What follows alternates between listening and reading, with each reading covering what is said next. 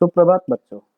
पिछली कक्षा में हमने तत्सर्वनाम के पुल्लिंग रूपों का अध्ययन किया था, जिसमें हमने देखा था कि तत्सर्वनाम के पुल्लिंग रूपों के अर्थ क्या होते हैं और तत्सर्वनाम के पुल्लिंग रूप किस प्रकार से तीनों वचनों में चलते हैं।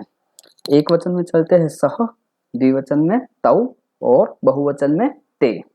अब इस पाठ के अंतर्गत हमको सह और ते मतलब एक वचन रूप और बहुवचन रूप का अध्ययन करना है और इसके अंतर्गत हम सह और ते से बनने वाले कुछ उदाहरण वाक्यों का अध्ययन करेंगे। तो आइए देखते हैं सह और ते से बनने वाले उदाहरण वाक्य। सबसे पहले हम देखेंगे सह से बनने वाले उदाहरण वाक्य।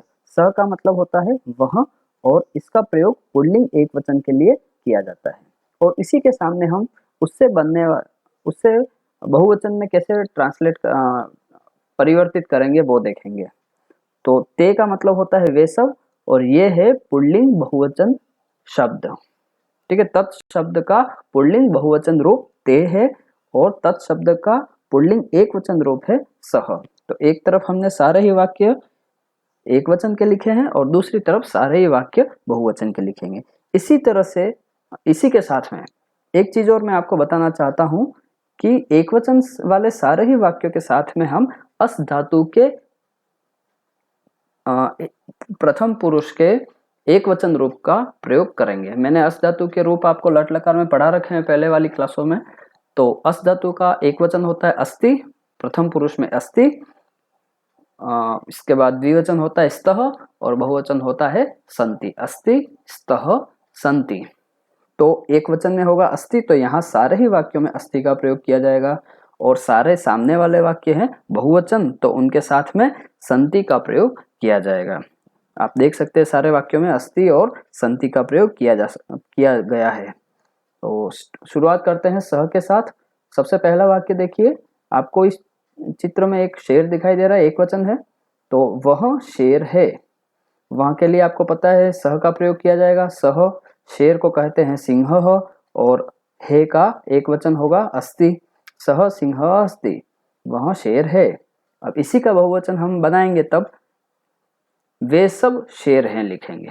वे सब शेर है, तो वे सब को संस्कृत में कहेंगे ते और शेर का बहुवचन होगा सिंहाः और हे का बहुवचन होगा सन्ति। अस्ति, स्तः, सन्ति। तो ते सिंहाः सन्ति एक वचन होगा सह सिंह अस्ति, वह शेर है। बहुवचन होगा ते सिंहाः सन्ति, वे सब शेर हैं। अब दूसरा वाक्य देखिए, आपको एक हिरण दिखाई दे रहा है, तो वह हिरण है।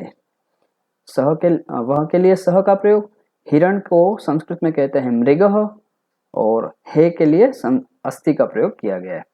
तो सह मृगः अस्ति, वह हिरण है। इसका बहुवचन होगा वे सब के लिए ते का प्रयोग, हिरण का बहुवचन होगा मृगाः और हे का बहुवचन होगा सन्ति। वे सब हिरण है, ते मृगाः सन्ति। दो से अधिक दिखाई दे रहे मतलब बहुवचन हो गए। अब तीसरा वाक्य देखिए, एक मोर का चित्र है, यहां लिखेंगे वह मोर है। ठीक है, तो वह के लिए सह, मोर को संस्कृत में कहेंगे मयूरः और हे को संस्कृत में कहेंगे अस्ति एक वचन में। सह मयूरः अस्ति, वह मोर है और इसका बहुवचन होगा वे सब मोर हैं। वे सब के लिए ते का प्रयोग, मोर का बहुवचन मयूराः और हे का बहुवचन हो जाएगा सन्ति। ते मयूराः सन्ति, वे सब मोर हैं। तो इस प्रकार से हमने आज की कक्षा में तत्सर्वनाम के पुल्लिंग रूपों में एक वचन सह और बहुवचन ते शब्दों का ते रूपों के द्वारा वाक्य बनाए। धन्यवाद।